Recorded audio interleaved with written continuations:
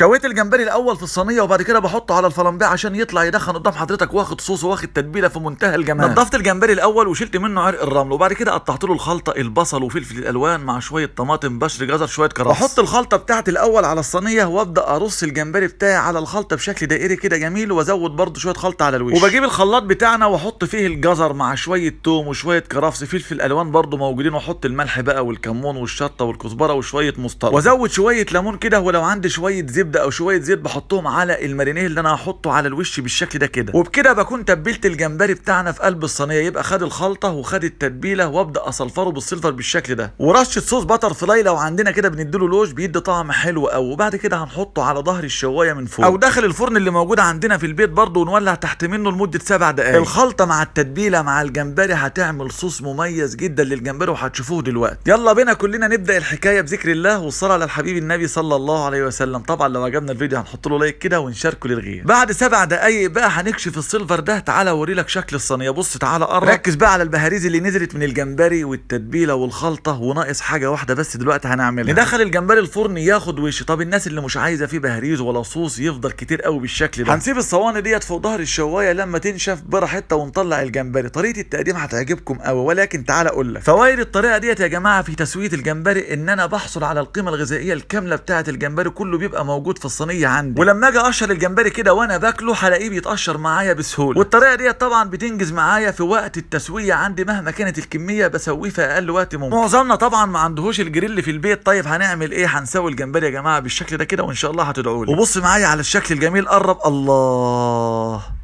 يا سلام على الجمال، ايه الحاجات الحلوه دي، شكله وطعمه وريحته. قرب قرب، شايف؟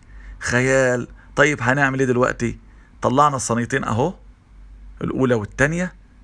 الفلمبهات عندي جاهزه، نحط شويه خلطه ونحط لايك جميل ونقول راينا في التعليقات، ونروح ننزل الجمبري بتاعنا بقى على 3 فلمبهات عشان يطلع يدخن قدام حضرتك، وننشفه من الصوص بشكل كامل. الصوص اللي موجود في الصواني ممكن يتحط كده في بوله ويتغمس بيه، بيبقى جميل جدا بالعيش مع الرز، تحفه وطعمه خيال.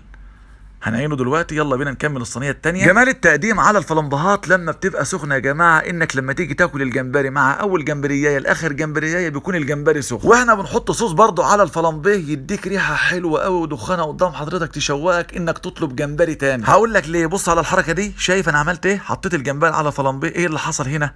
طلعت الدخانه اهي، شمين؟ الله، ريحه حلوه قوي.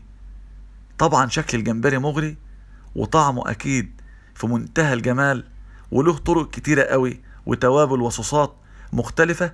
ان شاء الله هنقدمها في الايام اللي جاية. اعملوا متابعة، وبالله عليكم ما تنسوا اللايك والتعليق الجميل ومشاركة الفيديو ده للغير. وده الصوص بقى اللي ياخدك لحتة تانية اهو. في جديد ان شاء الله، انتظروني. اخوكم الشيف رضا شعبان فودة. اشوفكم على خير. سلام الله عليكم ورحمة الله وبركاته.